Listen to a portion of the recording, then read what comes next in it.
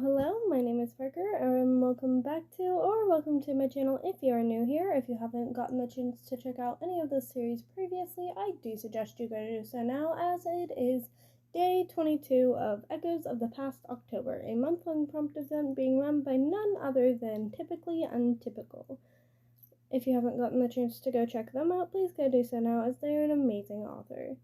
Today's prompt is, "I'm sorry I didn't believe you, babe," he whispered to the twisted corpse. Alan Weish, low life. There are, of course,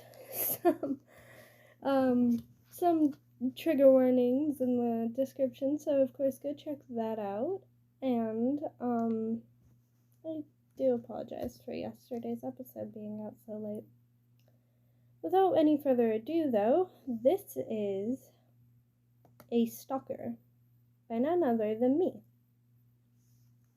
Emil loved his job. He worked hard to be where he was, and he worked hard to find the people who truly made him happy. He was smart, and even was in a happy relationship, although he had his ups and downs and a few failed relationships that he never would have expected to go as wrong as they had. Emil shivered, closing his office door as he turned on his computer. All his in-person appointments were done for the day, so all he had to do was his last 2 online appointments, and then he could go back home. Although recently, even there, he felt a chill go up his spine. He always felt like he was being watched. It was worse at the office, though, as though his mind knew he didn't have anyone there to protect him when he was there. He sighed, closing his eyes for a second. He was just being overly nervous. These kinds of thoughts were completely normal for someone who had an obsessive and narcissistic ex. He looked at his computer and began to speak to the client. The 2 hours melted away easily, and halfway through the second session, the uncomfortable feeling disappeared. He closed out, looking at his watch with a sigh. He was running a bit late, but he should be able to get home at a good time.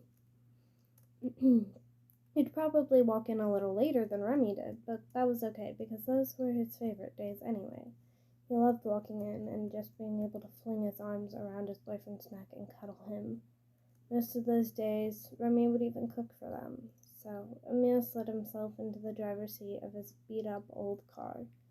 It was so familiar that he felt like he was back in the car dealership that he had bought it from in the first place. Grinning, he turned on the car and plugged his aux cord in, hitting a play on a random playlist. As he drove, he remembered the conversation that he and Remy had merely weeks before. They had argued over the fact that Emil could hardly hold out long enough to not panic at the fact he thought Jade was following him. That was the first and only time that Emil remembered Remy ever raising his voice at him. Pausing and shaking his head at the thought, he checked his rearview mirror.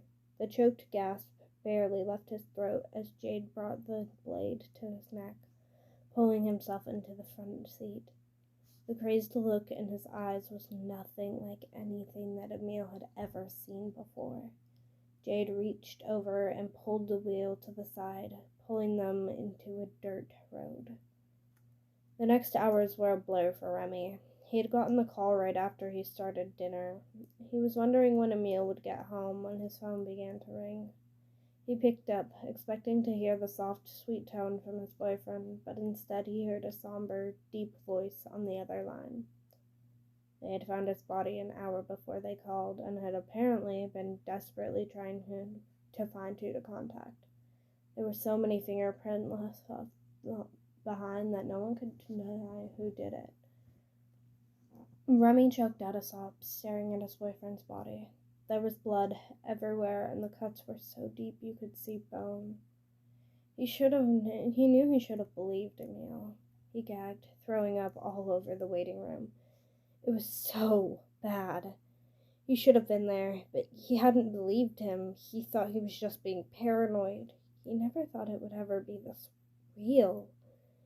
Remy knew he would never sleep properly again. Maybe from guilt, maybe from the scenes that were now playing through his head. So he dropped his head and sobbed harder than he ever had before. I do hope y'all have enjoyed today's episode. It's one of the stronger ones. So remember, have a wonderful day and be safe, everyone.